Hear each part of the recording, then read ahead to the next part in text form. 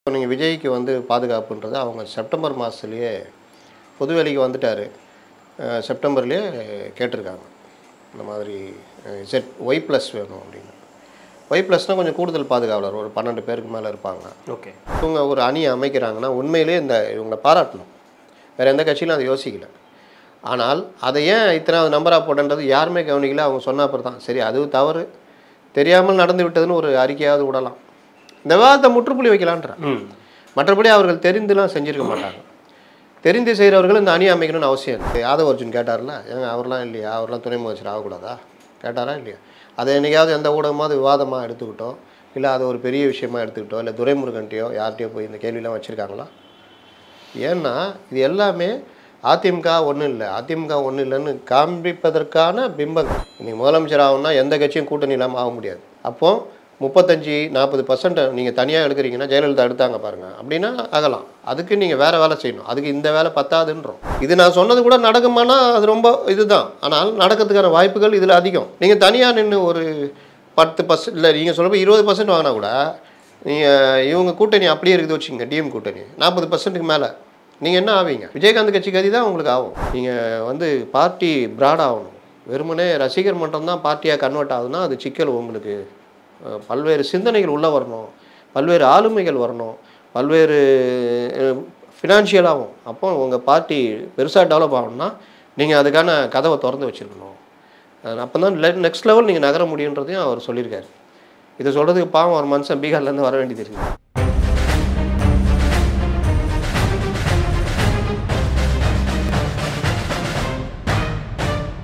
ரெட்ரோலுக்ஸ் நெஞ்சங்களுக்கு வணக்கம். நான் உங்கள் கார்த்திக். இன்றைய பொலிட்டிக்கல் பல்ஸ் நிகழ்ச்சியில் நம்மோடு இணைந்திருப்பவர் மூத்த பத்திரிகையாளர் திரு அப்துல் முத்தலீஃப் அவர்கள். வணக்கம் சார். வணக்கம். எப்படி இருக்கீங்க? நல்லா இருக்கேன்.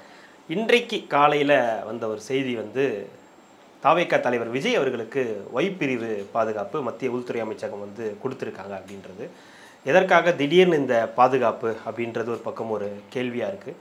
இன்னும் தாவேகாவில் நடைபெற்றிருக்கக்கூடிய நிறைய செய்திகள் ஒரு பக்கம், பொதுக்குழு மற்றும் ஓராண்டு நிறைவு விழா இது எல்லாமே வந்து வேற ஒரு இடத்துல வைக்க போகிறாங்க, ஒரு விழாவாகவே கொண்டாட போகிறாங்க. அப்படின்னும் போது அதற்கான இடம் தேர்வு, ஏன்னா ஒய்எம்சிஏல கேட்டு அவங்களுக்கு கிடைக்கல, அதனால் வேற ஒரு நியர்பை மாமல்லபுரம் அப்படின்ற அங்கே தான் ஒரு ஹோட்டல் மாதிரி இருக்கிற இடத்துல தான் வைக்க போகிறாங்க அப்படின்ற ஒரு தகவல் நடந்துக்கிட்டு இருக்கு. என்ன நடந்துக்கிட்டு இருக்கு, தாவேகாக்குள்ளே நடந்துட்டு இருக்கக்கூடிய சம்பவங்கள் என்னவா இருக்குது? ஃபஸ்ட்டு இந்த ஒய் பிரிவு பாதுகாப்பு நீங்கள் சும்மா இருக்கிறதுங்களே ஒய் ப்ளஸ்ஸு இசட் ப்ளஸ்ன்னு கேட்டு வாங்குறாங்க. நீங்கள் விஜய் பற்றி தெரியும், இப்படி போனால கையை காலை பிச்சை எடுத்துருவானுங்க. பிச்சை எடுத்து என்கிட்ட விஜயுடைய சுண்டு வரல் இருக்குதுன்ற அளவுக்கு பெருமை பெருசு, அன்பின் பால் அந்த மாதிரி கையெல்லாம் கீட்டிடுவாங்க அப்படியே. அந்த இதெல்லாம் அவர் இந்த இதெல்லாம் போனதெல்லாம் பார்த்தீங்களா, பப்ளிக் இதில் போய் மாட்டினதெல்லாம் அந்த மாதிரி. அதுக்கப்புறம் அவர் பவுன்சர் வச்சுக்கிட்டு ஓரளவுக்கு வந்தார். அந்த மாதிரி நாடு நம்ம நாடு. அப்போது அது ஒன்று. ரெண்டாவது, ஒரு அரசியல் இயக்கமாக தொடங்கின பிறகு ஏதாவது ஒன்றா சிக்கல், உயிருக்கு பாதுகாப்புன்றது ரொம்ப முக்கியம். ஏன்னா ஒரு சின்ன விஷயம் எல்லாமே திருப்பி போட்டுரும். இப்போ ராஜீவ்காந்தி மரணத்துக்கு பிறகு இந்தியாவில் நிலையில்லாத ஆட்சி அப்படின்றது வந்துடுச்சு. நீங்கள் பார்த்தீங்கன்னா அதுக்கப்புறம் அரசுகளே போய் அது இன்னும் எப்படியோ போச்சு. அந்த மாதிரி இப்போ நீங்கள் விஜய்க்கு வந்து பாதுகாப்புன்றது அவங்க செப்டம்பர் மாதத்துலேயே பொது வேலைக்கு வந்துட்டார். செப்டம்பர்லேயே கேட்டிருக்காங்க. இந்த மாதிரி ஒய் ப்ளஸ் வேணும் அப்படின்னு. ஒய் ப்ளஸ்னால் கொஞ்சம் கூடுதல் பாதுகாவலர் ஒரு 12 பேருக்கு மேலே இருப்பாங்க. ஓகே. அந்த மாதிரி இதுன்னு இவருக்கெல்லாம் கொடுத்துருந்தாங்க. ஓபிஎஸ் கொடுத்துருந்தாங்க, சுப்பிரமணிய சாமி கொடுத்துருந்தாங்க, இவர் ஸ்டாலின் கூட கொடுத்துருந்தாங்க ஒய் ப்ளஸ் அந்த மாதிரி. ஆனால் அவங்க மத்திய அரசு வந்து அதுக்கு அப்போ அந்த டைமில் எதுவும் பதில் சொல்லலை. இவங்க அப்ளை மட்டும் பண்ணியிருந்தாங்க. அதற்கு பிறகு ஆளுநரை சந்தித்த பொழுதும் ஒரு சில கோரிக்கைகளில் இது ஒன்று வைக்கப்பட்டதாக தகவல், ஆனால் அதை நம்ம உறுதிப்படுத்த முடியாது. அப்போ அந்த தகவல் வெளியே வந்துச்சு.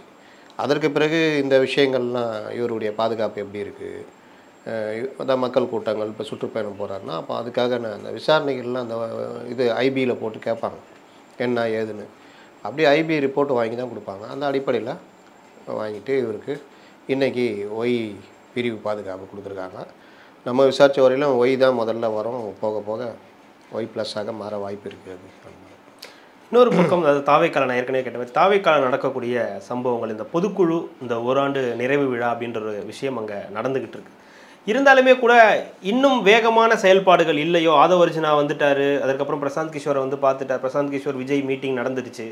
இன்னொரு பக்கம் பிரசாந்த் கிஷோர் நிர்வாகிகளை சந்தித்து பேசுகிறாரு. புஷி ஆனந்த், ஜான் ஆரோக்கியசாமி உங்களோடலாம் பேசுகிறாரு.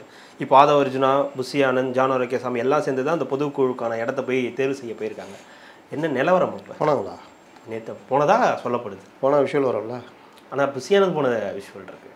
புஷி ஏதோ ஒரு சில ஃபைல் ஷாட், நம்ம ஊரில் பார்த்தீங்கன்னா ஃபைல் ஷாட் போடுவாங்க. ஃபைல் ஷாட்னே போட மாட்டாங்க.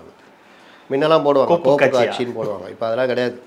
என்ன இதுன்னு யாராவது பார்த்து கேட்டால் நம்மளே பார்ப்போம், என்னடா இது பழைய ஷாட்டே இது அப்படின்னு. இப்போ அந்தளவுக்கு முன்னேறிட்டாங்க. மெயின் ஸ்ட்ரீம் மீடியாக்கள் தான் இப்போ யூடியூப்போட போட்டி போகிற அளவுக்கு வந்துட்டாங்களே. அதாவது யூடியூப்புடைய தரம் மெயின் ஸ்ட்ரீம் மீடியாவில் உயரணும்.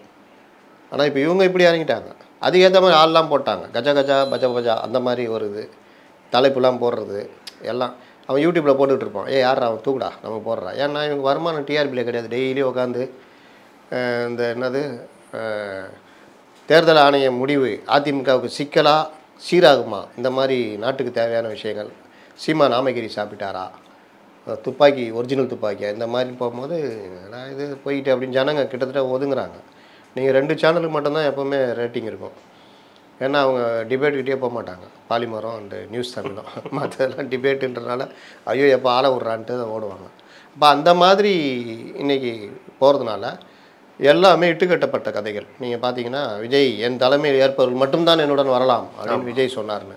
எங்கப்பா சொன்னார்னா கம்முன்னு போயிட்டே இருக்காங்க. ஏம்பா போட்டிங்களாப்பா கார்டு சொல்லுங்கப்பா பதிலுன்னா சொன்னார் போ அப்படின்னு இந்த வடிவேல் ஓடுவாங்க.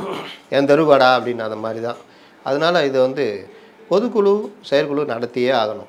அது கம்பல்சரி, ஆர்டினரி ஷெட்யூல்டு. ஆனால் அதை இப்போ தான் நடத்துகிறாங்க அப்போ தான் நடத்துகிறாங்கலாம் கிடையாது. ஏன்னா அவர் படப்பிடிப்பு மற்ற விஷயங்கள்லாம் இருக்குது. ஆனால் குறிப்பிட்ட கால இடைவெளியில் இந்த தலைவர் தேர்வு மற்ற விஷயங்களை அவர்கள் பொதுக்குழுவில் வைத்து அங்கீகாரம் வாங்கணும். அவங்க பைலா பொதுவாக பைலா அப்படி தான் இருக்கும். இப்போ எம்ஜிஆர் பைலாவை தூக்கிட்டு வராங்கல்ல, தொண்டர்களால் தலைவர் தேர்ந்தெடுப்பணும். பெரிய தொண்டர்களால் தேர்ந்தெடுக்கப்படுபவர்கள் தான் பொதுக்குழு உறுப்பினர்கள். அதனால் பொதுக்குழு உறுப்பினர்கள் சேர்ந்து இது பண்ணுறன்றது நாங்கள் திருத்திட்டோன்றதுலாம் கொண்டு போய் தேர்தல் ஆணையத்தில் கொடுத்து தேர்தல் ஆணையம் ஏற்றுக்கொண்டது. ஆனாலும் இப்போ புதுசாக ஒட்டிக்கிட்டு இருக்கிறாங்க. அதுக்கப்புறம் வருவோம். அப்போ இந்த மாதிரி ஒரு பைலானா இப்படிலாம் நடக்கணும்னு, அதனால் அது ஒன்று. இது ஏற்கனவே ஷெட்யூல்டு. அந்த அணிகள் அதுவும் ஷெட்யூல்டு. சுற்றுப்பயணம் 4 மண்டல மாநாடு இது எல்லாமே ஏற்கனவே முடிவு பண்ணுது. அந்த இது ஷெட்யூல்டுன்னா இந்த அணிகள்ன்றது நீங்கள் சொல்கிறது குழந்தைகள் ஷெட்யூல்டுன்றது என்னது பட்டியலிடப்பட்டது. அதான் சார். இப்போ நீங்கள் சொல்கிறது இப்போ இந்த அணியெல்லாம் போட்டிருக்காங்களே, ஒரு 28 அணி சொல்கிறீங்க, அதுதானே? அது கூட இந்த திருநங்கைகளுக்கான அணியை 9வது இருக்கிறது. 9வது இடத்துல போட்டது ஷெட்யூலா? இல்லைங்க, அது நீங்கள் வேணும்னு யாராவது போடுவாங்களா? ஏதோ நடந்திருக்கும். அப்படி போடும்போது போட்டுருக்கோம். யாராவது பண்ணுவாங்களா? நீங்கள் யோசிச்சு பாருங்கள். அப்படின்னா அவங்க திருநங்கை அணியை போடணும்னு அவசியம் இல்லையே. புரியுதா? திருநங்கை இப்போ விஜய் செஞ்ச தப்பு என்னென்னா, தன் பாடல்களில் வர்ற வரிகளை கூட கவனிக்கணும் ஒரு தலைவன், ஒரு நடிகர். ஆனால் இங்கே கொத்து பரோட்டான்னு ஆரம்பிச்சார். சார் ரைட், அதெல்லாம் பரவாயில்ல, சின்ன வயசு. ஒரு லெவலுக்கு வந்த பிறகு உங்களுடைய வரிகள், வசனங்கள், செயல்பாடுகள் எல்லாமே இளைஞர்களை நம்ம கோல் அரசியல் நோக்கி நகர்றதுனா நாளைக்கு இதெல்லாம் சுட்டி காட்டப்படணும், நம்ம அதை நோக்கி நகரணும். இப்போ அவங்க அதை தான் சொல்கிறாங்க. உங்கள் பாட்டில் இப்படிலாம் இருந்துச்சு, எனக்கு எவ்வளோ வருத்தமாக இருந்தது அந்த பாட்டை போட்டப்போ. நான் அந்த இடத்துல உட்கார முடியல, என்னால் எல்லோரும் என்னை பார்க்கும்போது எனக்கு பிரேசிங்காக இருந்தது அப்படின்னு. அந்த வழியெலாம் நமக்கு தெரியும். அப்போது அவர் போன்ற பெரிய நடிகர்கள் இன்றைக்கி இல்லை நாளைக்கு வர்ற நடிகர்களும் இந்த மாதிரி விஷயங்களை தவிர்க்கணுன்றது தான். இப்போ ஒரு படத்தில் விஜய் சேதுபதி ரொம்ப அழகாக பண்ணியிருப்பார். ஆமாம், அவங்களுக்கு கூப்பிட்டு ஒரு வேலையை கொடுப்பாரு. இது நம்ம சீனு ராமசாமி படம் இல்லை, தர்மதுரை அவங்களுக்கு கூப்பிட்டு கம்பவுண்டர் வேலை கொடுப்பாரு. அப்புறம் ரொம்ப மரியாதையாக நடத்துவார். சம்பளம் கொடுக்கும்போது அந்த அம்மா இது பண்ணும்போது அந்த காட்சியெலாம் ரொம்ப உருக்கமாக இருக்கும். அப்போ நமக்கு கண்ணீர் வர மாதிரி இருக்குதுன்னா நமக்கு அவங்க வலி அந்த அளவுக்கு தெரியுதுன்னு அர்த்தம். இது வந்து ஒரு நாள் 2 நாள் விஷயம் இல்லை. நீங்கள் திருத்த முடியாத மாற்ற முடியாத விஷயம் அது. நீங்கள் என்னங்க உங்கள் தலை இப்படி இருக்குது அப்படின்னா நீங்கள் போய் ஒரு ஹேர் ஸ்டைலிஸ்ட்டை போய் பண்ண, இப்போ வழுக்க தலையிலே முடி கொண்டு வர அளவுக்குலாம் டெக்னாலஜி வந்துடுச்சு. அப்போ எதை வேணால் மாற்றலாம். இந்த மரபியல் விஷயங்களை நீங்கள் மாற்ற முடியாது. குடும்பத்தாராலேயே ஒதுக்கப்படுகின்ற ஒரே இது என்னென்னா இதில் மட்டும்தான். அப்போ அந்த வலி வேறு லெவலு. அப்போ அதெல்லாம் வந்து எனக்கு என்னன்னு பேசுனப்போ கலைஞர் எல்லாம் வந்து அதுக்கு ஒரு அழகான பேர், திருநங்கை, திருநம்பி அதெல்லாம் கொண்டு வந்து அரவாணிகள்னு கூட சொல்லியிருந்தாங்க. அதெல்லாம் மாற்றி அருமையாக பேர். அப்போ அந்த விஷயங்களில் வந்து இவங்க ஒரு அணியை அமைக்கிறாங்கன்னா உண்மையிலே இவங்களை பாராட்டணும். வேறு எந்த கட்சியிலும் அதை யோசிக்கல. ஆனால் அதை ஏன் இத்தனாவது நம்பராக போட்டன்றது யாருமே கவனிக்கல. அவங்க சொன்ன அப்புறம் தான் சரி அது தவறு, தெரியாமல் நடந்து விட்டதுன்னு ஒரு அறிக்கையாவது விடலாம். இந்த விவாதத்தை முற்றுப்புள்ளி வைக்கலான்ற. மற்றபடி அவர்கள் தெரிந்துலாம் செஞ்சுருக்க மாட்டாங்க. தெரிந்து செய்கிறவர்கள் இந்த அணி அமைக்கணும்னு அவசியம் இல்லை. புரியுதா? அவ்வளோதான். ஏன்னா இங்கே பட்டியலினத்தவர்களுக்காக சமூக நீதி இயக்கம்லாம் பேசிக்கிட்டு நீங்கள் எப்படி நடத்துகிறீங்க, என்ன இடத்துல வச்சுருக்கீங்கன்றதெல்லாம் பல விமர்சனங்கள் பல இது வந்துக்கிட்டு தான் இருக்குது. அதனால் இது அப்படி நீங்கள் பார்க்க முடியாது. அதனால் இந்த பட்டியல்ன்றது ஏற்கனவே வந்ததுங்க, இருந்தது. திடீர்னு எடுத்து போட்டு கட்சியாக இவங்களுக்கு கட்சியை அசைகிறதுலாம் தான். அவர் கூப்பிடுவார், அவர் நான் யாருன்னு நான் சொல்ல மாட்டேன். அவருக்கு ஒரு 10 பத்திரிகையாளர் இருப்பாங்க, இது கொடுத்து இதை போடுங்க அப்படின்றாரு. போட்டவுடனே அவரே போட்டார், இவரே போட்டாருப்பா அப்படின்னு. அப்புறம் அவர் கூப்பிடுவார், இதெல்லாம் போடுங்கன்னுவார். போட்டவுடனே பாருங்கள் இவர் தான் போட்டிருக்காரு. அதுன்னு இன்னும் என் உள்ள ஏங்க நீங்கள் தானுங்க போட்டிங்க, மார்ச் மாதத்துக்கு மேலே அவர் சுற்றுப்பயணம் போகிறார், இப்போ நீங்களே எங்கள்கிட்ட கேட்குறீங்க அப்படின்ற மாதிரி. அப்போ அந்த சுற்றுப்பயணம்ன்ற விஷயம் கிளம்புறாரு. அது இது படப்பிடிப்பு முடிஞ்சோன்னா அவர் கிளம்புறாரு. படப்பிடிப்பு அப்படின்றது எத்தனை வருடங்கள் தான் இருக்கு? ராஜீவ் மேனன் ஒன்று சொன்னார், ஞாபகம் இருக்கா? இப்போ இருக்கிற டைரக்டர்லாம் கொம்பு மலைச்சிருக்குது, அந்த வார்த்தை சொல்ல கிட்டத்தட்ட அந்த அர்த்தத்தில் சொன்னார். ஒரு படத்தை எடுத்து முடிங்கிறான்னா உட்காந்துட்டு 7 வருஷமாக எடுத்துகிட்டு இருப்பேன், உனக்கு எப்போ மூடு வருதோ அந்த மூடுக்கு ஏற்ற மாதிரி இதுன்னா 7 வருஷம் ஆச்சுன்னா என்ன வருது? வெற்றிமாறன் சொன்னார், ஓப்பனாக சொன்னாருங்க. வெற்றிமாறன் சொன்னார், யார் சொன்னாரோ? 4 வருஷமாக எடுத்தாங்களா அந்த படத்தை, கடைசி நாள் வரைக்கும். அவர் மிகப்பெரிய டைரக்டர். ஆனால் அதோட பெரிய டைரக்டருங்களாம் எம்ஜிஆரை வச்சு 21 நாளில் படம் எடுத்தெல்லாம் இருக்குது. எங்கள் வீட்டு பிள்ளைலாம் 21 நாள் கேட்டால் ஸ்டுடியோவில் எடுத்தாங்க. அது அந்த வசூலும் அந்த இதுவும் வேறு யாராவது வந்திருக்குமா? நீ எங்கே வேணால் வச்சு எடுங்க. நீங்கள் ஒரு பாட்டு பாடணும் சார், இந்த பாட்டு ஜெர்மனில் அந்த பாலத்து மேலே ஹீரோயின் ஓடுது சார், ஹீரோ ஏண்டா இங்கே ஓடினா எடுக்க பார்க்க மாட்டானா? வேலைச்சாரி பாலத்தில் ஓடினா பார்க்க மாட்டானா நம்மளால்? அது இன்னும் அங்கே தான். நீ இங்கே இருக்கிற டெக்னாலஜி வேலைச்சாரி பாலத்தில் வச்ச டேவை நைட்டாக காமிக்கலாம், நைட்டை டேவாக ஏதாவது பண்ணலாமா? இன்றைக்கி அந்த அளவுக்கு வசதிகள் வந்திருக்கேன். இவனுக்கு என்னென்னா அங்கே போகணும், ஜெர்மனுக்கு போகணும், அதுக்காகவே பாட்டு எடுப்போம். நம்ம சங்கர்னு ஒரு டைரக்டர் இருக்கார் பாருங்க, அவர் சொந்த படத்தை 65 லட்ச ரூபாயில் எடுப்பார். காதல்னு ஒரு படம் எடுத்தார் பாருங்க, அதே அர்த்தம் படம்னா 6 கோடியில் பாட்டு எடுப்பார். அப்போ எல்லாமே அவருக்கு ஒரு மலையே பெயிண்ட் அடிப்பார், தொப்பையில் பெயிண்ட் அடிப்பார், லாரியில் பெயிண்ட் அடிப்பார். அது இல்லாமல் பாட்டு எடுக்க முடியாதா? எடுத்துருக்கோமே. இளையராஜாலாம் இவர் பாரதி ராஜாலாம் எடுக்கலாம், மரத்தை சுற்றி அவருக்கு தேவை 4 மரம், கொஞ்சம் ஒயிட் ட்ரெஸ் மட்டும் செலவாகும். ஒரு 10 பெண்கள் இங்கே அங்கேயும் ஓடிக்கிட்டு இருப்பாங்க. முதல் மரியாதை அற்புதமான பாடல்கள். முதல் மரியாதை அதுக்கெல்லாம் முன்னாடி நம்ம கார்த்திக் அறிமுகமானார். இந்த கார்த்திக் அந்த கார்த்திக் அலைகள் ஓய்வதில்லை அதில் தான் வரும். தன் பாட்டில் அதுலையாது இது முதல் மரியாதை அது கூட கிடையாது. முதல் மரியாதை அது கூட ஏங்க, அதெல்லாம் வேற லெவல் படங்க. நீங்கள் சிவாஜி கணேசன் சொன்னது தம்பி என்னை கூப்பிட்டான், தலைமுடியை மட்டும் டை அடிக்க சொன்னான். ஒரிஜினல் முடியாது, தலைமுடி மட்டும் டை அடிக்க சொன்னான், வேஷ்டி கட்டிட்டு செருப்பு போடாதீங்கன்னா, நாளை அப்படியே போங்க, அப்படி வாங்க, அப்படி வாங்க, அப்படி போங்கன்னா. அப்புறம் பார்த்தா அந்த படம் வேறு மாதிரி வந்திருக்குதுன்னாரு. அப்படிப்பட்ட மேதை நடிப்புக்குனே பிறந்தவரையே நீங்கள் போங்க வாங்க, நீங்கள் வாங்க போங்கன்ட்டு பார்த்து அது எம்எஸ் விஸ்வநாதன் அவர்கள் சொல்லுவார். தம்பி ரஹ்மான் கூப்பிட்டாரு, சில இதை சொன்னார், ரைட்டு போங்கண்ணா. தம்பி பாட கூப்பிட்டீங்க தம்பினா அவ்வளோதாங்க முடிஞ்சிச்சு போங்கன்னு. ஆனால் படத்தில் பார்த்தா அந்த தானேன்னு ஒரு பாட்டு வருமே, சங்கமம் படத்தில். அதனால் எதையும் நீங்கள் பண்ணலாம் திறமையை வச்சு. பாரதி ராஜா எவ்வளோ முடியலையா? ஏன் அப்போ நீங்கள் மட்டும் அந்த இதை போயிட்டு இது பண்ணுறீங்க? அது அந்த மாதிரின்றது கொஞ்சம் இது ஷூட்டிங் முடிஞ்சிட்டு அவர் 25 பிப்ரவரி 25 கடைசியில் அதோட முடியும்னாங்க. மறுபடியும் அதை தள்ளிட்டு போகுது போல், மார்ச்சில் முடியலாம். முடிந்தவுடனே அவர் இறங்கி போகிறாரு. ஓகே, இந்த விஷயங்கள்லாம் இப்போ நீங்கள் சொல்கிற இந்த சுற்றுப்பயணமாக இருக்கட்டும், பொதுக்குழு இதெல்லாமே இருக்கட்டும், பிரசாந்த் கிஷோர் வந்ததுக்கப்புறம் வந்த மாற்றங்கள் என்னவா இருக்குது? ஏன்னா இப்போது ஆதவர்ஜுனா உள்ளே வந்தோன்னே ஒரு வேகம் எடுக்குது அப்படின்றதெல்லாம் நம்ம பேசணும். சில சேஞ்சஸ் இருக்குது, விஜய் அவர்கள்ட்டே சில குறைபாடுகள் இருக்குது, ஒரு சிலர் சொல்கிறது தான் கேட்குறாரு, என்ன நடந்தாலும் அவங்க சொல்கிறத தான் கேட்குறாரு அப்படின்ற மாதிரியான குற்றச்சாட்டுகள்லாம் ஒரு பக்கம் இருந்தாலும், ஆதவர்ஜுனா வந்தோன்னே என்ன மாற்றம் வந்துச்சு? பிரசாந்த் கிஷோரை சந்தித்தோன்னே நிறைய விஷயங்கள் சொல்லப்படுது. குறிப்பாக விஜய்க்கு ஓட்டு சதவீதம் இவ்வளவு தான், நீங்கள் இதை தான் செய்யணும், தனிச்சு நின்னீங்கன்னா உங்களுடைய அரசியலே காலி போன்ற விஷயங்கள்லாம் சொல்லப்பட்டதாக சொல்லுது. உண்மையிலே என்ன நடந்துச்சு? இப்போது ஆதவ் அர்ஜுன் வர்றதுக்கு முன்னாடி வரைக்கும் அந்த ஓராண்டு பார்த்திங்கன்னா பெரிய அளவில் பார்ட்டி நகரில் பேசியிருக்கோம், அது பல தடவை பேசியிருக்கோம். அப்போது அந்த விஷயங்கள்லாம் இன்னொன்று ஆதவ் அர்ஜுனாவே இங்கே வராருன்னு அவருக்கு தெரியாது. அவர் ஏடிஎம்கே போகிற மாதிரி சரியாக தான் வந்துட்டார், உள்ளே வந்துட்டார். உள்ளே வந்த பிறகும் இவங்க 2 பேர் சொல்கிறதான் கேட்கணுன்ற மாதிரியும் ஒரு அறிக்கை வந்தது. கடைசி பேராகிராஃப் பார்த்து கையெழுத்து போட்டாரா பார்க்காம போட்டாரா தெரியாது, வந்துடுச்சு. ஆனால் அதிகாரப்பூர்வ அறிக்கை தானே, நம்ம அதை ஏற்றுக்கு தான் ஆகணும். அதற்கு பிறகு தான் இவர் இதில் சில சிக்கல் நம்ம அடுத்து நகரவே முடியாது போல் அப்படின்றது தான் பிரசாந்த் கிஷோர் கூட்டு வந்தது. பிரசாந்த் கிஷோர் வியூக வகுப்பாளர் இதை விட்டுட்டு போயிட்டார். அவர் ஐபேக்கில் இருந்தார். ஐபேக்கை விட்டு அவர் வெளியில் வந்து 2 வருஷம் ஆகுது. ஐபேக்கு இப்போ சசி இன்னும் 2, 3, 4, 5 டேரக்டர்கள் அவங்க தனியாக அவங்க இயங்கிக்கிட்டு இருக்காங்க. ஏடிஎம் கிட்ட பேசிக்கிட்டு இருக்காங்க. கூடிய சீக்கிரம் கையெழுத்து போட்டு ஒர்க் பண்ண போகிறாங்க.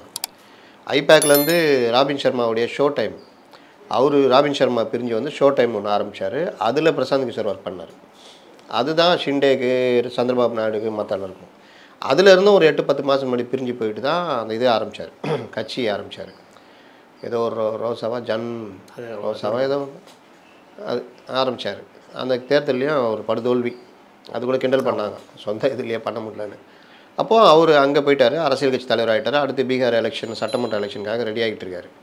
அவர் டோட்டலாக இந்த இதை விட்டு வெளியில் போயிட்டார். ஆனாலும் அவர் வந்து இந்தியாவிலேயே பெரிய வியூக வகுப்பாளராக அறியப்படுகிறார். அப்போ அவர் வந்து அங்கேருந்து இங்கே நேரத்தை செலவழித்து வந்து விஜயை சந்திக்கிறார்னா அதுக்கு பின்னணி இந்த தேக்கத்தை உடைப்பது, விஜய்க்கு சில விஷயங்களை சொல்ல வைப்பது. ஏன்னா இவங்க சொன்னாலும் அங்கே ஏற மாட்டேங்குதுன்னா அங்கே வேறு மாதிரி தான் கொண்டு போகப்படுது. அவரை நம்ப வைக்கிறாருன்னா அப்போ சொல்கிறவங்க சொன்னால் ஓரளவுக்கு கேட்க வாய்ப்பு இருக்குன்ற அடிப்படையில் தான் அவரும் ஒத்துக்கொண்டு வந்திருக்கலாம். இவரும் சரி சந்திக்கிறேன்னு சொல்லியிருக்கலாம். அந்த அடிப்படையில் இந்த சந்திப்பு. அதாவது பிரசாந்த் கிஷோர் மேலே விஜய்க்கு ஒரு மரியாதை இருக்குது, எல்லாருக்குமே இருக்குங்க. முதல்வர் ஸ்டாலினுக்கு இல்லையா? இல்லாட்டி எப்படி தனிப்பட்ட முறையில் 2 தடவை திமுக ஜெயிக்க வச்சது, பல தேர்தல்களில் திமுக ஜெயிக்க வச்சதுனால அவர் மேலே தனிப்பட்ட மரியாதையா இல்லை பொதுவாகவே தனிப்பட்ட மரியாதையா? இதுவும் இருக்கும் அதுவும் இருக்கும். ஓகே, நீங்கள் உங்களை எப்படி பார்ப்பாங்க? உங்களுடைய வெற்றியை வச்சு தான் உங்களை பார்ப்பாங்க. கண்டிப்பாக. விஜய் சேதுபதியை வந்து சும்மா சின்ன படமாக நடிச்சிருந்தா யாராவது பெரிய நடிகராக கூட்டு பிக் பாஸில் எடுக்க சொல்லுவாங்களா? உங்கள் வெற்றி நீங்கள் எப்படி வரீங்கன்னா கணக்கு இல்லை, நீங்கள் ஜெயிச்சிட்டிங்களா, அதான் இந்த உலகம் பார்க்கும். அந்த வகையில் பிரசாந்த் கிஷோரை அவர் சந்திக்க ஒப்புக்கொண்டு சந்திக்கிறார். அந்த சந்திப்பில் பிரசாந்த் கிஷோர் பல விஷயங்கள் இன்றைக்கி கூட நக்கீரனில் போட்டிருக்காங்க. நீங்கள் இன்றைக்கி இருக்கிற பலத்தில் நீங்கள் தனியாக போய் தேர்தலை சந்திப்பதுன்றது சிக்கலுக்குரிய விஷயம். கூட்டணியோடு போனீங்கன்னா நீங்கள் நினைக்கிறத நகர்த்த முடியும் அப்படின்னு வந்து பிரசாந்த் கிஷோர் இதை நான் எழுதுனப்போ திட்டினானுங்க என்ன. ஓகே, இஷ்டத்துக்கு திட்டினவரை ஒருத்தர் கேட்குறாரு, அப்போ அதிமுக போயிட்டா என்ன பிரதர் பண்ணுவீங்கன்னா, தலைவர் முடிவை ஏற்றுக்குவேன். இதை தான் நாங்களும் சொல்கிறோம், இதுதானே பிரசாந்த் கிஷோர் சொல்கிறாரு. இல்லை, கேள்வி அங்கேருந்து தான் சார் வருது. இப்போது அதிமுகவே பலவீனமாக ஒரு நிலையில் இருக்கிறதா சொல்லப்படுது, காட்டப்படுது, இல்லை எப்படி வேணாலும் அதை வச்சுப்போம்.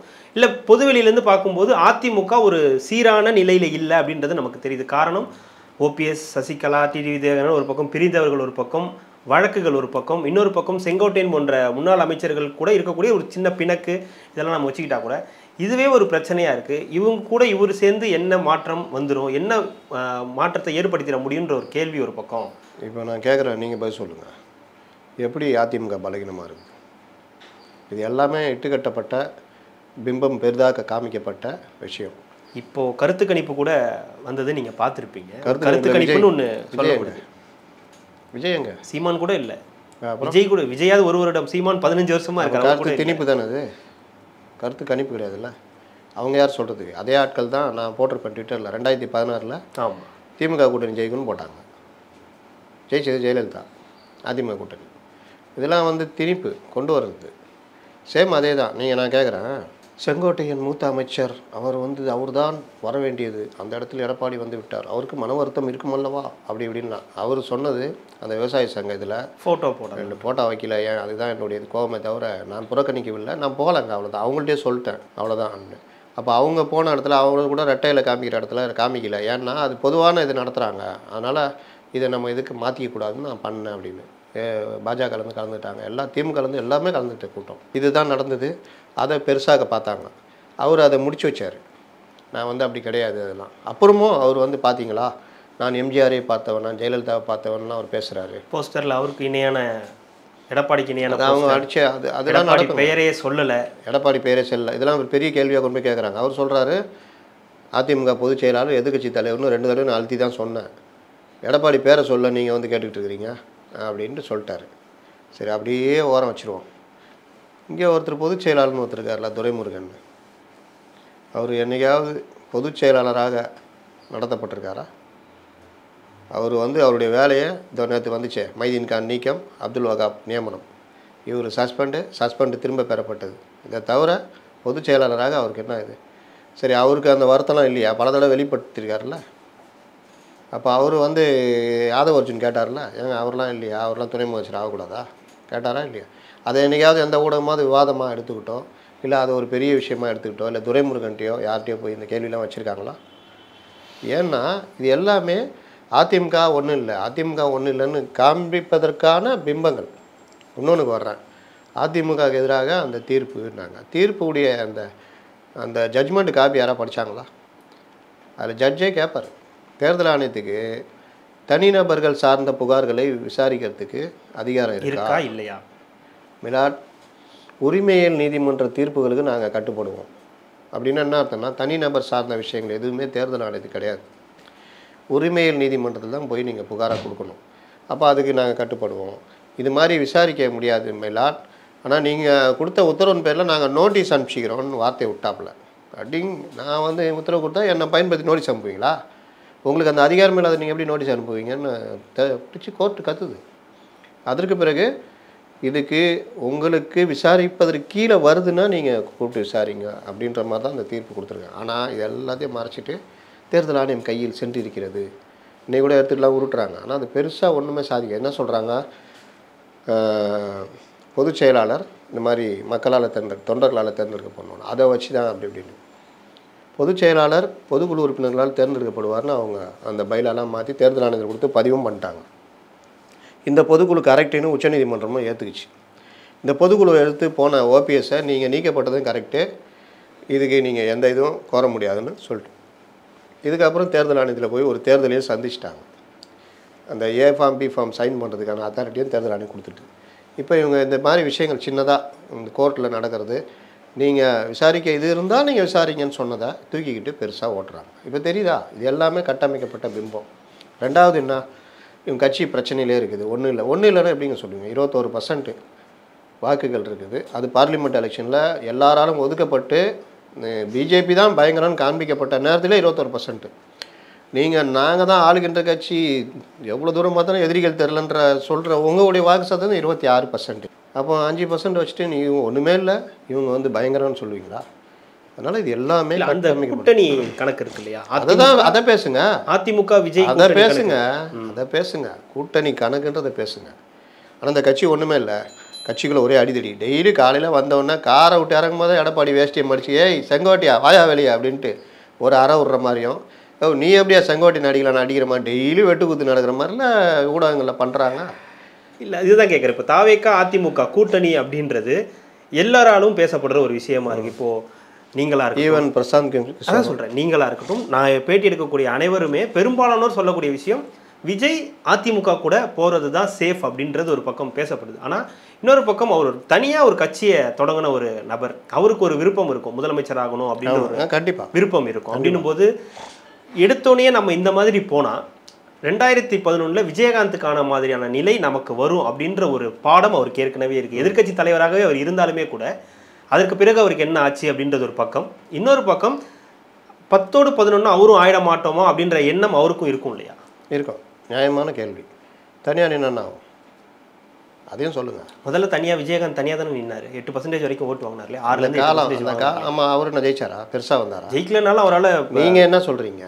டிபேட் விஜயகாந்த் நான் தனியாக நின்று இந்த தடவை முதலமைச்சர் வருவேன்னு சொன்னாரா? 2 பேர் கூடயும் கூட்டணி இல்லை, திருடர்கள் கடவுளோட மட்டும்தான் கூட்டணின்னு தான் வந்தார். நான் இந்த தேர்தலில் முதலமைச்சர் ஆகணும்னு சொல்ல வரல. ஒரு எம்எல்ஏ ஜெயிச்சார், அவ்வளோதானே? ஆமாம். இங்கே அப்படி இல்லையே. ரசிகர்கள் வரைக்கும் பெருத்த எதிர்பார்ப்பு. நாம் ஆட்சி அமைத்து விடுவோம், நாம் தனியாக வந்து விடுவோம், ஆனாலும் நம்மை நம்பி வருகின்ற கூட்டணி கட்சிகளுக்கு நாம் வாய்ப்பளிக்க வேண்டும் அல்லவா? அவர் என்ன சொல்ற, அவர் தலைமையிலேருந்து தானே சொல்கிறாரு. ஆமாம், ஆட்சியிலும் பங்கு அதிகாரத்திலும் பங்கு நாம் கொடுக்க வேண்டும் அல்லவா அப்படின்னா சொல்கிறாரு. இதை மேடைக்காக பேசப்பட்ட விஷயம். யதார்த்தம் என்ன? உங்கள் பலம் உங்கள் உயரம் உங்களுக்கு தெரிஞ்சே ஆகணும். கலைஞர் 2011 கே நேரு பேட்டியிலேருந்து சொல்கிறேன், போகிறாரு கே நேரு பார்க்குறாரு, திருச்சி கூட்டத்தில் கலந்துக்கிறாரு, தேர்தல் பிரச்சார கூட்டத்தில். எப்படியா இருக்குன்னு கேட்குறாரு. தலைவரே, திருச்சி மாவட்டம் ஃபுல்லாக நம்ம தான் ஆட்சி நவுத்துறோம், வேறு லெவல் தலைவர்ன்றாப்புல. இல்லை, உளவுத்துறை ரிப்போர்ட்டு 20-23 சீட்டு தான், 23 சீட்டு தான் வந்தாங்க, அதனால் ஓன் தொகுதியே நீ காப்பாற்றிக்கோ அப்படின்னு கலைஞர் சொன்னார். அப்படிப்பட்ட தலைவர் என் தலைவர்னு நேரு சொல்கிறார். தன் உயரம் தன் பலம் பலகீனம் தெரியணும் தான் தலைவன். நம்புங்கள் நாராயணன்னா நம்ம வைக்க மாதிரி ஆகிடுவாங்க. இல்லை, அந்த நம்ப வைக்கிறதுக்கு தான் பிரசாந்த் கிஷோர் வந்திருக்காரா? இல்லை, கலை யதார்த்தத்தை சொல்கிறதுக்கு வந்திருக்காரு. ஆச்சா, இப்போது நீங்கள் சொன்னீங்கல்ல, நீங்கள் சொன்னீங்க, இருக்கு நான் முடிச்சிடறேன். நீங்கள் சொன்னீங்கல்ல அவரை முதலமைச்சராகிறது, இந்த வாதங்கள்லாம் எதுக்கு ஏன் வைக்கப்படுது? அவரை முதலமைச்சராக தான் அவர் கட்சி ஆரம்பித்தாரா? அப்போ இவர் எங்கே, இவர் 2ஆம் இடம் போயிடுறதா? இப்படிலாம் போனால் என்ன ஆகும், இப்படிலாம் வாதங்கள் வைக்கப்படுதில்ல. இந்த வாதத்துக்கு பின்னாடி அக்கறை இருப்பது போல் தெரியும். விஜய் 20%, விஜய் தலைமையில் தான் இது எல்லாமே பார்த்தீங்கன்னா பெருசாக விஜய் கட்சி மேலே அக்கறை இருக்க மாதிரி தெரியும். இதை பேசுகிறவங்கள விஜய் ரசிகர்கள் பெருசாக மதிப்பாங்க. இப்போ நம்ம வந்து யதார்த்தத்தை சொல்லுவோம், தலைவரே அப்படி இல்லை, கொஞ்சம் யோசிங்க, நீங்கள் உங்கள் கோலு முதலமைச்சர், ஆனால் அதை நோக்கி நகரத்துக்கான வாய்ப்புகள் 2031 நோக்கி நீங்கள் வாய்ப்புகளை அமைச்சிக்கணும். இப்படிலாம் போகணுன்னு சொன்னால் இந்த அக்கறை மாதிரி பேசுகிறாங்கல்ல அந்த டீமு குறி வச்சு அடிக்குது. இவனை நம்பாதீங்க, இவர் புரோக்கர், ஏடிஎம் கிட்ட சேர்க்கறது. நீ சேர்ந்தா சேராட்டி போ, எனக்கு என்ன இருக்குது, நாங்கள் அனலிஸ்ட்டு, இப்படி போனால் அப்படி போவோம், அப்படி போனால் அப்படி வரும்னு சொல்கிறோம். இல்லை இதுதான்னா ரைட், கை கட்டி வேடிக்கை பார்த்து அதையும் சொல்லிட்டோம்ல. நீ தனியாக நின்னீங்கன்னா 10% 12%னா சரி 20%ஏ வச்சுட்டா கூட விழலுக்கு இறைத்த நீராகிடும். பெரிய அளவில் முதலமைச்சர் ஆகிட முடியுமா? இன்றைக்கி முதலமைச்சர் ஆகும்னா எந்த கட்சியும் கூட்டணி இல்லாமல் ஆக முடியாது. அப்போது 35-40% நீங்கள் தனியாக எடுக்கிறீங்கன்னா, ஜெயலலிதா எடுத்தாங்க பாருங்கள், அப்படின்னா ஆகலாம். அதுக்கு நீங்கள் வேறு வேலை செய்யணும். அதுக்கு இந்த வேலை பத்தாதுன்றோம், அதையும் சொல்கிறோம். நீங்கள் போட்டிருக்க மாவட்ட செயலாளர் வச்சுட்டு எதாவது பண்ண முடியுமா? அப்போ இவ்வளோ பிரச்சனை இருக்குது. இதே சொல்லும் பொழுது கோபம் வருது. ஆனால் இந்த மாதிரி கிட்டு கட்டுறது, இந்த வேலை பண்ணுறதுலாம் யாருன்னு பார்த்தா அந்த கட்சிக்குள்ளேயே சில. அதுதான் நான் கேட்குறேன். இப்போது அவர் முதலமைச்சர் ஆகணும்னு ஆசைப்படுறாரு. அவருடைய தொண்டர்களும் அவங்களுடைய ரசிகர்களுமே வந்து அண்ணன் கட்சி ஆரம்பிச்சிருக்காரு, அந்த கட்சியில் நம்ம சேர்ந்துருக்கோம், அண்ணன் வந்து தனியாகவே நின்று ஜெயிக்கணும், அவருக்கு அவ்வளோ பவர் இருக்குன்னு நினைக்கும் போது ஒரு மாற்று சிந்தனையாக அதிமுக கூட கூட்டணி வைக்கும்போது அவங்களுக்கு ஒரு ஏமாற்றம் ஏற்படும் இல்லையா? அவங்க வந்து அவர் ஒரு இமேஜே வந்து என்ன இவரு போய் கூட்டணி வச்சிட்டாரு அப்படின்ற ஒரு அது காரணம் வந்து நீங்கள் உங்களுடைய அதீத சிந்தனை. ஃபஸ்ட்டு நான் அதை தான் சொல்ல வரேன். நம்ம உயரம் என்ன நமக்கு தெரியணும். நம்பிக்கை ஆசையெல்லாம் நம்பிக்கையாக மாறிடாது. ஆசையெல்லாம் எல்லா விஷயத்துலையும் யதார்த்தமாக மாறிடாது. ஆசை வேறு, யதார்த்தம் வேறு. ஆசை வந்து வரணுன்றது, இப்போ எனக்கு கூட ஆசை இருக்குது, இந்த 2 பேருக்கு மாற்றாக விஜய் முதல்வராக உட்காரணும், ஒரு மாற்று ஆட்சியை கொடுக்கணும்னு எனக்கும் ஆசை இருக்குது. 100%. நான் வந்து பார்த்தீங்கன்னா இன்றைக்கி திட்டுறவங்க திட்டட்டும், ஆனால் ஆரம்பத்துலேருந்து உங்களுக்கெல்லாம் தெரியும், மற்ற பத்திரிகையாளர்லாம் விஜய்லாம் ஒரு ஆளா கட்சி ஆரம்பின்னு சொன்னப்போ எங்களை போன்ற ஆட்கள் வரட்டுங்க, அவர் என்ன அவர் தொழிலை விட்டுட்டு வராருங்க, 1000 கோடி ரூபா பிஸ்னஸ் விட்டு வராருங்க, அவருக்கு ஒரு வாய்ப்பு கிடைச்சா என்ன தப்பு இருக்குது, அவர் மாநாடு நடத்தட்டுங்க, மாநாடு நடக்குங்க, மழை பெய்யாமல் இருந்தால் மட்டும். இதெல்லாம் நான் சொல்லியிருக்கேன். மற்றவங்க வந்து ஒரு 6 பத்திரிகையாளர் வச்சு ஒரு ஆதரவு சேனலில் போட்டாங்க. எல்லாரும் என்ன சொன்னாங்க, விளங்க மாட்டான், நாசமாக போயிடுவான், இப்படிலாம் சாப்பிட விட்டாங்க. ஆனால் அவங்களுக்கு எதிர்க்க வெற்றிகரமாக அந்த மாநாடு நடந்தது. அதில் பல மூத்த பத்திரிகையாளர் இருந்தாங்க. அதனால் நான் என்ன சொல்கிறேன்னா, யதார்த்தத்தை எப்போவுமே பேசணும். ஒரு அனலைஸ் இந்த மாதிரி விஷயம் அப்படின்னு. அப்போ உங்கள் இது என்ன, இன்றைக்கி இருக்கிற நிலைமையில் வர முடியாது. பிரசாந்த் கிஷோரும் அதான் சொல்கிறாரு. அப்போ நீங்கள் வருவதற்கான வேலை என்ன? நம்ம பல தடவை சொல்கிறோம், நீங்கள் இந்த மாதிரி கூட்டணி அமைச்சு ஒரு 40 எம்எல்ஏ 50 எம்எல்ஏ ஜெயிக்கிறீங்க, உங்களால் தான் ஆட்சினா நீங்கள் துணை முதல்வர். எனக்கு இஷ்டம் இல்லைங்க, என்னுடைய நோக்கம் முதல்வர் தான். அப்போ புஷி துணை முதல்வர், என்னங்க ஏதாவது சொல்லுங்கள். ஒரு வேளை வந்து புஷி துணை முதல்வர், 4-5 அமைச்சர்கள், அதே கூட்டணி அப்படியே தொடர்ந்து 29 எலெக்ஷனில் ஒரு 10 எம்பி, எப்படி இருக்கும் கட்சி? வேறு லெவலில் இருக்கும். அதோடு நீங்கள் கரெக்டாக முடிச்சுட்டு ஒரு 2 வருஷம் 1 வருஷம் இருக்கும்போது விஸ்வரூபம் எடுங்க. இந்த ஆட்சி சரி, எப்படியும் அந்த ஆட்சி நல்லா இருக்க போகிறதில்ல, ஏதோ எந்த ஆட்சி வந்தாலும் இவர் வந்தாலும் அதுதான். அப்போ என்ன ஆகும், இந்த ஆச்சா பூச்சான்னு பெரிய படம் காட்டுங்க. என் தலைமையில் ஆட்சி, இந்த ஆட்சியை வீழ்த்து நல்லா இருக்கணும், இந்த ஆட்சியை வீழ்த்தி இந்த ஆட்சியை கொண்டு வந்தோம், இந்த ஆட்சியை மக்கள் எதிர்பார்ப்பு நிறைவேற்றவில்லை, என் தலைமையில் ஆட்சி அமைந்தால் தான் நிறைவேற்றும் தான் கேட்குறேன். இப்போ மறுபடியும் போய் ஒரு விஜய் வந்து அதிமுக கூட கூட்டணி வைக்கிறாரு, சந்திக்கிறாருன்னு வச்சுப்போம். இப்போ மீண்டும் திமுக அதிமுக டிபேட் தான் வரப்போகுது, அந்த டீல் தான் மறுபடியும் 2020 அந்த இடத்துல நீங்க தலையெடுத்தீங்கன்னா, அது 2026க்கு அப்புறம் ஒருவேளை வெளியே வந்து விஜயை நம்பி போற ஒரு கூட்டணியா இருந்துச்சுன்னா அது மக்கள் நல கூட்டணியா மாறிடும் அப்படின்ற ஒரு சிந்தனை சொல்றேன். மக்கள் நல கூட்டணின்றது நெல்லிக்காய் மூட்டைங்க. ஆளுக்கு 5000 ஓட்டு வச்சுருந்தாங்க. அவங்களுக்கு மேலே தேர்தலில் வேலை செய்ய ஆள் கிடையாது, மிலிட்டண்டே கிடையாது. பார்த்தீங்களா கூத்துலாம் என்னென்ன கூத்துலாம் இருந்தது. வைகோ விடுதலை சிறுத்தைகள் கட்சியை மேலையில் திட்டினது, பல கூத்து நடந்தது. அது விட்டுருங்க, அது வேறு கதை. அது நான் சொல்ல வர்றது, நீங்கள் ஒரு 50 எம்எல்ஏ கையில் வச்சுருக்கீங்க, 10 எம்பி கையில் வச்சுருக்கீங்க, ஒரு 50 எம்எல்ஏனா 2 ராஜ்யசபா, அட்லீஸ்ட் ஒரு ராஜ்யசபா வச்சுருக்கீங்க அப்படின்னா நீங்கள் இந்தியாவே பலமாக பார்க்குற ஒரு கட்சியாக இருப்பீங்க. ஆளுகின்ற கட்சிக்கும் சவாலாக இருப்பீங்க. ஒன்று கூட்டணியில் இருந்தீங்கன்னா நீங்கள் வந்து அரசு எந்திரத்துடைய அனைத்து அதிகாரங்களையும் சந்திக்கக்கூடியவராக சுவைக்கக்கூடியவராக இருப்பீங்க. அப்போது உங்கள் கட்சி பலமான கட்சியாக மாறி இருக்கும். அப்போது அடுத்து ஒரு 2 வருஷம் இருக்கும் பொழுது டம்முன்னு ஒரு விஸ்வரூபம் எடுத்து திமுக போனால் சரியாக இருக்கும், இவர் நல்லா இருக்குன்னு பார்த்தா இவரும் நல்லா இல்லைங்க, என் எதிர்பார்ப்பு நிறைவேறல நான் வந்து இது பண்ணுறேன். அப்போ என் தலைமையில் வந்து என் தலைமையில் அப்போ நீங்கள் என்ன மக்கள் நல கூட்டணி நீங்களும் ஒன்றா வேறு லெவலுங்க நீங்கள். அப்போது விஜய் வந்து அந்த கட்சி பெரிய கட்சியாக இருந்திருக்கும். கீழேயும் களத்தில் ஃபுல்லாக ஃபார்ம் ஆகிட்டு இருப்பாங்க. அதிகாரிகளை பார்த்துருப்பாங்க, காவல்துறை அதிகாரிகளை பார்த்துருப்பாங்க. எல்லாம் சந்தித்த ஒரு இது மிலிட்டண்ட்டாக இருக்கும். என் தலைமையில் கூட்டணின்னு அப்போ விஜய் சொன்னார்னா அன்னைக்கு காங்கிரஸ் மற்றவங்க எல்லாம் இவர் தலைமையில் அப்போ ஆட்சியில் பங்கு அதிகார பகுதின்னு நம்பி வருவாங்க. அப்படி வந்தால் பிறகு நீங்கள் பண்ணிங்கன்னா நீங்கள் முதலமைச்சர் ஆகலாம். கூட்டணியில் நீங்கள் யாருக்கு திருமாவளவனுக்கு கொடுக்கலாம், காங்கிரஸ் கொடுக்கலாம், நீங்கள் வேறு லெவல் போகலாம். ஆக்சுவலாக இதுதான் ரூட்டு. இது நான் சொன்னது கூட நடக்குமானா அது ரொம்ப இதுதான். ஆனால் நடக்கிறதுக்கான வாய்ப்புகள் இதில் அதிகம். நீங்கள் தனியாக நின்று ஒரு 10% இல்லை நீங்கள் சொல்லும்போது 20% வாங்கினா கூட நீங்கள் இவங்க கூட்டணி அப்படியே இருக்குது வச்சுக்கோங்க, டிஎம் கூட்டணி 40%க்கு மேலே நீங்கள் என்ன ஆவீங்க? விஜயகாந்த் கட்சி கதி தான் உங்களுக்கு ஆகும். ஏன்னா நசிக்கிடுவாங்க அவங்க வந்து அச்சுறுத்தலாக. நீங்கள் விஜய் தான் பெரிய அச்சுறுத்தல் அவங்களுக்கு. விஜய் வளர்ந்தால் சிக்கல்னு தெரியும். அப்போ விஜய் கட்சி எப்படி கொடுக்க பார்ப்பாங்க? அதுக்கு ஏடிஎம்கே இருந்துட்டு போட்டுன்னு நினைப்பாங்க. அதே சி ஓட்டர்ஸ் கருத்து கணிப்பில் விஜயை பற்றியும் அந்த ஃபவுண்டர் பேசியிருந்தார். அது கிட்டத்தட்ட அப்படின்றது விஜய் தான் அப்படின்னு பேசியிருந்தார். நீங்கள் மாற்றுன்னு யோசிச்சுட்டு இருக்காங்களா யங்ஸ்டர்ஸு, அவங்க எல்லாமே விஜய் நோக்கி தான் நகருவாங்க.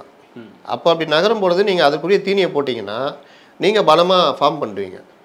அது இல்லாமல் இப்போ நான் சொல்கிறேன்னே, நீங்கள் எதுவுமே அரசியல் படுத்தாமல் பண்ணீங்கன்னா, நான் அதுக்கு தான் பல உதாரணம் சொல்கிறேன். எம்ஜிஆர் அவ்வளோ பெரிய தலைவர், 10 வருஷம் டிஎம்கேல ட்ராவல் பண்ணி 2 தேர்தலில் வெற்றிக்கு காரணமாக இருந்த எம்ஜிஆர் கட்சியிலையும் சரி, மாநாடுகள்லையும் சரி, பொதுக்கூட்டங்களையும் சரி, மக்களையும் பத்திரிகையாளர்களும் தைரியமாக நேரடியாக சந்தித்த எம்ஜிஆர் தன்னுடைய கட்சியை ஆரம்பித்த பொழுது அவருடைய ரசிகர்களில் பெரும்பாலானோர் திமுகவுக்கு வாக்களித்தார்கள்.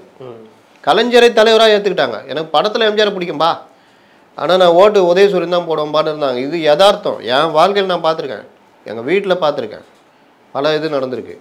சேமு அதே இது தான் நீங்கள் பார்த்தீங்கன்னா விஜய்க்கு நடக்கும். நீங்கள் என்ன தான் நீங்கள் அரசியல் படுத்தலைன்னா, சீமான் நல்லா பேசி போனோன்னா சீமான் தாங்க எங்கள் ஓட்டு, சீமானுங்க நான் தலைவர் ரசிகன், ஆனால் சீமான் நல்லா பேசுகிறாருங்க, அவருக்கு தான் எங்கள் ஓட்டு, நான் தலைவர் ரசிகங்க. அண்ணாமலை தாங்க திமுக அடி வலுக்கிறாருங்க, ஒவ்வொரு செங்கலாக உருவிடுவேன்றாருங்க.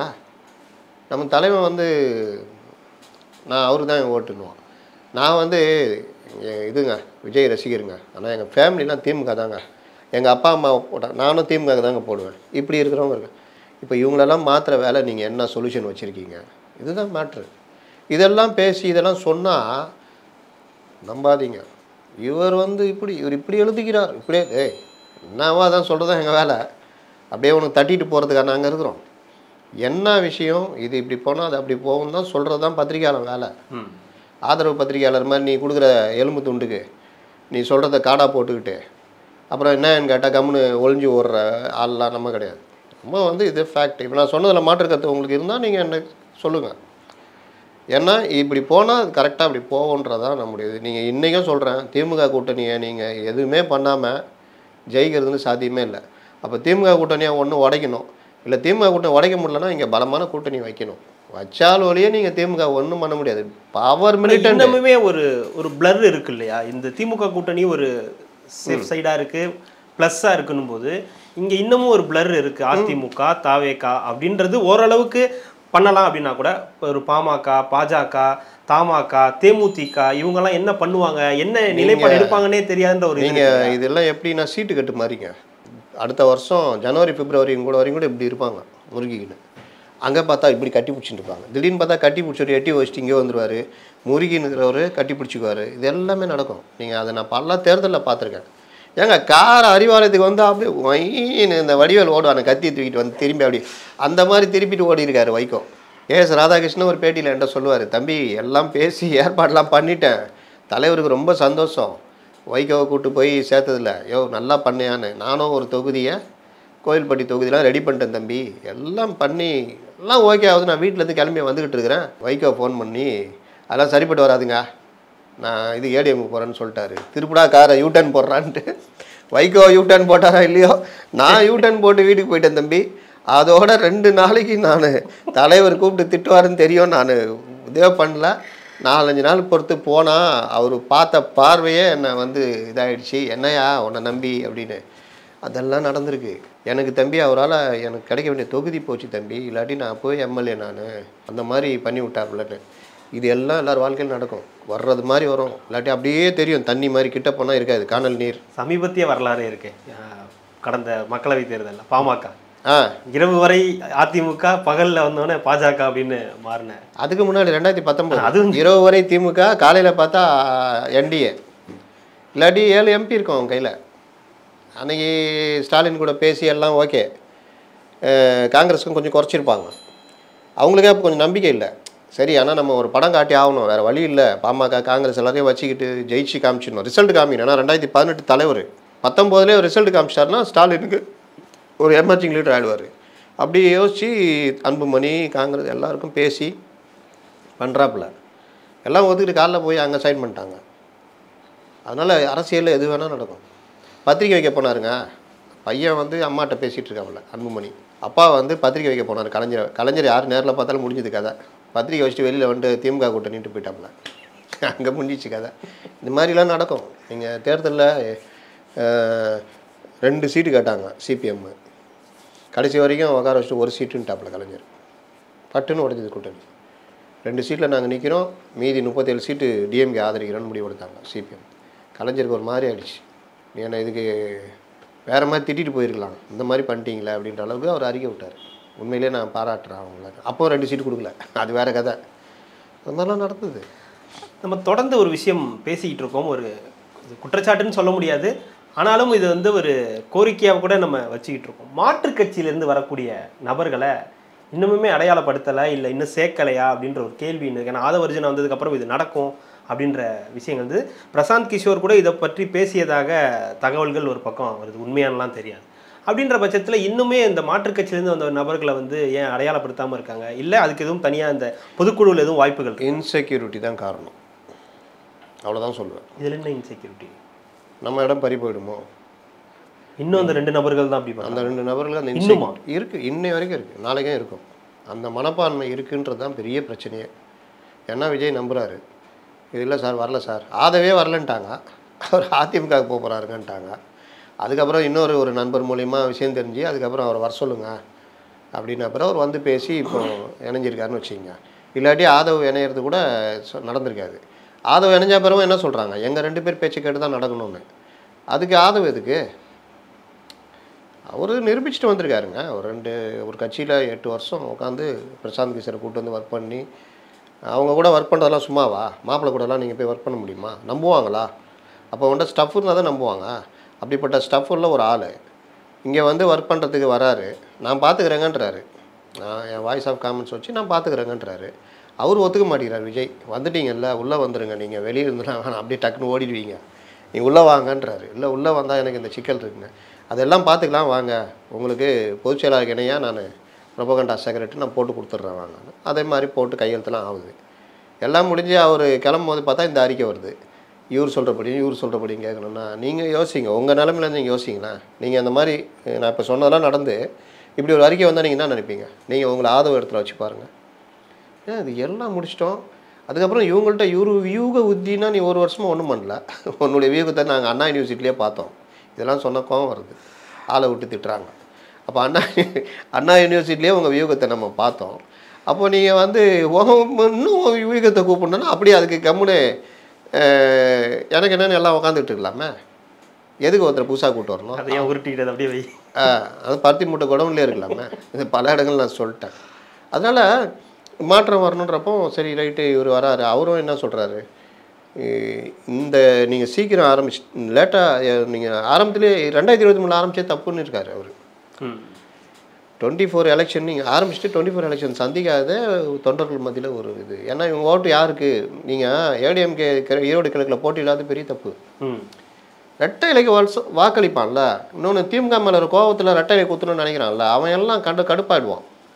என்னடா இது இன்னும் நம்பிக்கை இல்லாத கட்சியாக இருக்கேன்னு. அதனால் நீங்கள் போட்டிட்டு தான் ஆகணும், அதை பிரச்சார களமாக மாற்றணும், வச்சு அவங்கள நிம்மதியெல்லாம் பண்ணியிருக்கணும். புரியுதா? விட்டமின் சி இறக்கி அடித்து நகர்த்துற மாதிரி பண்ண வச்சுருக்கணும். 10 பட்டி ஏற்பாடு பண்ணுற மாதிரி பண்ணியிருக்கணும். இந்த தடவை அவங்க என்ன பண்ணாங்க, பட்டிக்கிட்டலாம் மூடுறா, எல்லாம் பாவம் ஸ்கூல் ஃபீஸ்லாம் கட்டலாம்னு நினச்சிருந்தாங்க, எல்லா ஸ்தலையும் மண்ணலி போட்டாங்க. 4 மணிக்கு மேலே தான் பிரச்சாரமே, 5 மணிக்கு மேலே எந்த அமைச்சரும் போகல, எதுவுமே போகல, என்ன ஜெயிச்சிரும் போடா இது போயிட்டுன்னு. அவங்களும் பார்த்தாங்க, நீ எப்படின்னு ஜெயிக்க போகிற, நான் எதுக்குலாம் ஓட்டு போடணும், ஒரு 7% ஓட்டும் போடல. அதனால் நீங்கள் வந்து இந்த இதெல்லாம் வந்து ரொம்ப முக்கியம். அப்போ இவர் வந்து ஆளை கூட்டு வந்து இதெல்லாம் பண்ணுறாரு, அடுத்த கட்டத்துக்கு கட்சி நகரணும் அப்படின்னா வெளியிலேருந்து ஆட்கள் வரணும். ஆனானப்பட்ட எம்ஜிஆர் அந்த வேலையை பண்ணாருங்க. எம்ஜிஆருடைய அகில இந்திய ரசிகர் மன்ற தலைவர் வந்து முசிறி புத்தர். கேள்விப்பட்டிருக்கீங்களா? இல்லை சார். பார்த்தீங்களா? அப்படின்னா என்ன அர்த்தம்னா அவரை பயன்படுத்தலைன்னு அர்த்தம். ஏப்பா நீ அந்த வேலையை பார்த்துக்கோ. அகில உலக, ஏன்னா எம்ஜிஆருக்கு உலகம் பூரா ரசிகர் இருந்தாங்கல்ல. அப்போ தம்பி நீ அதை பார்த்துக்கோ. இங்கே பார்த்துக்கிறதுக்கு நெடுஞ்செழியன் இருக்கார், காளிமுத்து இருக்கார், பண்ருட்டி ராமச்சந்திரன், மற்ற தலைவர் இருக்காங்க. ப்ளஸ்ஸு ரசிகர் மன்றத்துலேருந்து வந்தவங்களும் வர்றாங்க. இவங்களுடைய அனுபவத்தில் இவங்க எல்லாம் இயங்குவாங்க. யங்ஸ்டர்ஸ் வராங்க. இப்போ டி ஜெயக்குமார்லேருந்து பல யங்ஸ்டர்ஸ் அப்போ போனாங்க உள்ள. நம்ம திருநாவுக்கரசுலேருந்து இப்போ இருக்கிற கேசி பழனிசாமிலேருந்து செங்கோட்டையன்லேருந்து பல யங்ஸ்டர்ஸு. அப்போ செங்கோட்டையனும் பேட்டியில் சொல்லியிருப்பார் பாருங்க, அவருக்கு தொகுதி மாற்றி கொடுப்பாப்புல, என்ன எம்ஜிஆர்னு போய் சொல்லு என்ன. அப்போ அந்த மாதிரி உயிரை கையில் பிடிச்சிட்டு லாஸ்ட்டில் பார்த்தா ஜெயிச்சிட்டாங்கன்னு வச்சுங்களேன். அப்போ அந்த மாதிரி எம்ஜிஆரே பண்ணியிருக்காருன்னா உங்களுக்கு நீங்கள் எந்த உலகத்தில் இருக்கீங்க? யாரையும் உள்ளே விட மாட்டோம். நான் பட்டியல் போடவா எத்தனை கட்சியிலேருந்து எவ்வளோ பேர் அங்கே இருக்காங்கன்னு நமக்கு தெரியும். பெரிய பெரிய பிரபலங்கள் சில கட்சியெலாம் காணாம போயிடும். ஒரு 2 கட்சி உடனே இவங்க ஓகே சொல்கிறாங்க, உடனே காணாம போயிடும். எங்கேப்பா கூட இருந்தவங்களன்னா அவ்வளோதான். அப்படிலாம் எல்லாம் ரெடியாக இருக்காங்க. நீங்கள் யாரையும் விட மாட்டேன். அந்த பணம் கேட்டு பார்த்துருக்கீங்களா? அந்த மாதிரி கட்சிக்கு அவ்வளோ பெரிய கேட்டை போட்டு பூட்டி வச்சுருந்தா யாருங்க வருவா? இதுதான் பிரச்சனை. அப்போ அதையும் அவர் சொல்லியிருக்காராம். நீங்கள் வந்து பார்ட்டி ப்ராட் ஆகணும். வெறுமனே ரசிகர் மன்றம் பார்ட்டியாக கன்வெர்ட் ஆகுதுன்னா அது சிக்கல். உங்களுக்கு பல்வேறு சிந்தனைகள் உள்ளே வரணும், பல்வேறு ஆளுமைகள் வரணும், பல்வேறு ஃபினான்ஷியலாகவும். அப்போ உங்கள் பார்ட்டி பெருசாக டெவலப் ஆகணும்னா நீங்கள் அதுக்கான கதவை திறந்து வச்சுருக்கணும். அப்போ தான் நெக்ஸ்ட் லெவல் நீங்கள் நகர முடியுன்றதையும் அவர் சொல்லியிருக்காரு. இதை சொல்கிறதுக்கு பாவம் ஒரு மனுஷன் பீகார்லேருந்து வர வேண்டியது இருக்குது. அதனால் இந்த பிரச்சனை இதெல்லாம் சொன்னால் நீ நான் பார்த்தியா, கூட வந்து பார்த்தியா, டேய் கூட வந்து பார்த்தவன்னு சொல்கிறான், நான் சொல்கிறேன், நம்பினா நம்பாட்டி போ, இல்லை அப்படியே போ. யாருக்கும் எதுவும் சொல்கிறதுக்கு உரிமை இல்லையா? இருக்குல்ல. ஐயநாதன் சொன்னதுக்கு எதிர்னாங்களே, நீ எப்படி சொல்லலாம் ஐயநாதன் அப்படின்னு அவர் கருத்து அவர் சொல்கிறாரு. அதனால் அந்த மாதிரி இது ஒரு நல்லதுக்கு தானே சொல்கிறோம். ஒரு பார்ட்டி ஸ்ட்ரக்சர் பல கட்சிகளை பார்த்துருக்கோம். இந்த கட்சிகள் எப்படி, நான் பல இதில் உதாரணம் சொல்லிட்டேன், திரும்ப சொல்லக்கூடாதுன்னு பார்க்குறேன். பல கட்சிகள் வந்து அவர்களுடைய தவறான முடிவால் ஒன்றும் இல்லாமல் போயிருக்குது. பெருசாக எதிர்பார்த்த கட்சிகள் மதிமுகவே சொல்கிறேன், பாதி உடச்சிட்டு போனவங்க கட்சியெல்லாம் ஒன்றும் இல்லாமல் போயிருக்குது. 2 காரணம். ஒன்று இவர்களுடைய அறிவிலித்தனம், இன்னொன்று எதிரில் இருந்த சாணக்கியத்தனம். 2ம் சந்திக்கும் பொழுது கதை முடிந்தது. அதனால் இங்கே இருக்கிறது இப்போ சாணக்கியர்கள் தான். இவங்களை சாதாரண இடம் போட்டுருவீங்களா திமுகவை? கண்டிப்பாக இல்லை. நீங்கள் இன்றைக்கி ஒரு பிரச்சனையை கொண்டு வந்தீங்கன்னா அவங்க இன்னொரு பிரச்சனை உருவாக்கி அதை டைவர்ட் பண்ணிட்டு போயின்னே இருப்பாங்க. புரியுதா? அப்போ அவர்கள் பெரிய சாணக்கியர்கள். அவங்கள அடிக்கணும்னு நீங்கள் அதை விட சாணக்கியத்தனமான முடிவுகளை எடுக்கணும். எடுக்க முடியலையா சாணக்கியர்களை வச்சுக்கணும். சாணக்கியர்களையும் சேர்ந்து அடிச்சிங்கன்னா என்ன பண்ணுறது? இதுதான் பிரச்சனை. அதிமுகவையும் ஏன் ஒன்றுமில்லாமல் ஆக்குகிறார்கள்னா யாரும் அங்கே கூட்டணி போயிடக்கூடாது. காங்கிரஸோ மற்றவங்களோ யோசிச்சாங்கன்னா அதே ஒன்றும் இல்லை, தள்ளாடிக்கிட்டு தன்மை உள்ளே பார்த்தியா டெய்லி அடிச்சு ரூமுக்குள்ளே போனாலும் டம்மு டிம்முன்னு சவுண்டு கேட்குது. கட்சி அவ்வளோதான், ஒன்றும் இல்லை, பூட்ட கேஸ் அப்படி இப்படின்னு. அப்போ நீ இதுங்களே பூட்ட கேஸ்னா பூட்ட கேஸ் ஆனால் ஓபிஎஸ்லாம் என்ன சொல்லுவீங்க? உச்ச நீதிமன்றம் வரைக்கும் போயிட்டு வரா சார் அனுப்பிச்சி விட்டாங்க. இப்போ சரி நான் அதை கூட விட்டுறேன். இப்போ ஓபிஎஸ் என்ன சொல்கிறார்? நேற்றுனா ஸ்டேட்மெண்ட்டு வரோம், நான் தினகரன் எவ்வித நிபந்தனையுமின்றி வரோம். அப்படி வரலன்னா நீ தான் பூட்ட கேஸ் கட்சி தானே?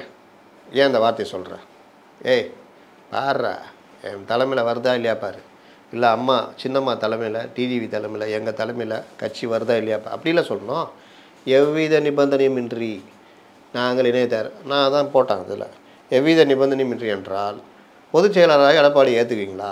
நீங்கள் ஓகே இதை தானே அவங்க சொன்னாங்க. எப்பா நாங்கள் நம்பர் 1 நீங்கள் நம்பர் 2 பொருளாளர் மாதிரி இருந்தீங்கன்னா முடிக்கிட்டு போனீங்க. அன்றைக்கி கட்சியை உடைக்கணும்னு இவருக்கு அஜெண்டா ட்ரை பண்ணி பார்த்தாங்க, முடியல. அப்போது எவ்வித நிபந்தனை நீங்கள் ரைட்டுங்க. அவங்க திருமதி சசிகலாட்ட கேட்டிங்களா? அதான் பேசுகிறேன்றாரு. இவர் கேட்டு தான் சொல்கிறாரா? அவர் இவருடைய பேட்டிக்கு அவங்க ஓகேவா? எல்லாம் ரெடியா? அவர் பேட்டியிலே தான் சொல்கிறாரு. அதெல்லாம் வந்து அந்த மாதிரிலாம் அவங்க எங்கேயுமே பேட்டி கொடுங்க. அவங்க நான் ஒன்றுபடுத்துவேன், கட்சியை நான் ஒன்றுபடுத்துவேன், எப்படி பண்ணுறேன்னு பொறுத்திருந்து பாருங்கன்னு தான் சொன்னாங்களே தவிர எவ்வித நிபந்தனையும் இல்லாமல் நான் இந்த கட்சிக்குள்ளே வர்றேன்னு அவங்க எந்த காலத்துலேயும் அவங்க சொல்ல. இன்னொன்று டிடிவி தனியாக கட்சியை ஆரம்பித்து கடுமையாக விமர்சனம் பண்ணுறாரு. எடப்பாடி இல்லாத அதிமுகன்னு பேசிகிட்டு இருக்காரு. அப்புறம் அவர் எப்படி எவ்வித நிபந்தனையும் இன்றி வருவார்? இவர் நினச்சா ஏதாவது ஒன்று பேட்டி கொடுத்துட்டு அதுக்கு அவங்களான்னா நாளைக்கு அவங்க என்ன கூப்பிட்டு சொல்கிறாங்கன்னு தெரியல. இது வரைக்கும் கம்முன்னு இருக்காங்க. நம்ம ஆளுங்க இதெல்லாம் போய் பெருசாக போட மாட்டாங்க மைக்கெலாம். ஏன்னா போட்டால் ஏடிஎம்கே பலம் தெரிஞ்சிடும். அதுக்கு பதிலாக இவர்கிட்ட போய் நீங்கன்னா 2 தடவை பேசுனீங்க, 2 தடவையுமே எடப்பாடி பேரை சொல்லவே இல்லை, நானும் கவனித்து வருகிறேன் அப்படின்னு தான் கேட்பாங்க. அவர் இல்லைங்க, நான் வந்து அதிமுக பொதுச் செயலாளர், எதிர்க்கட்சி தலைவர் சொன்னாங்க, அதெல்லாம் எடப்பாடி பழனிசாமி தாங்கன்னு அவர் சொல்லணும். அப்படியா, சரி சரி, உயரம் மடக்கடா அப்படின்னு. இதுதான் நீங்கள் நிலமை. கண்டிப்பாக சார், தொடர்ந்து பேசலாம். மிக்க மகிழ்ச்சி. ஒரு நேரம் உங்களுடைய நேரத்தை ஒதுக்கி எங்களுக்காக பல்வேறு தகவல்களை பகிர்ந்தமைக்கு நெட்டலோகத்தின் சார்பாக மிக்க நன்றி.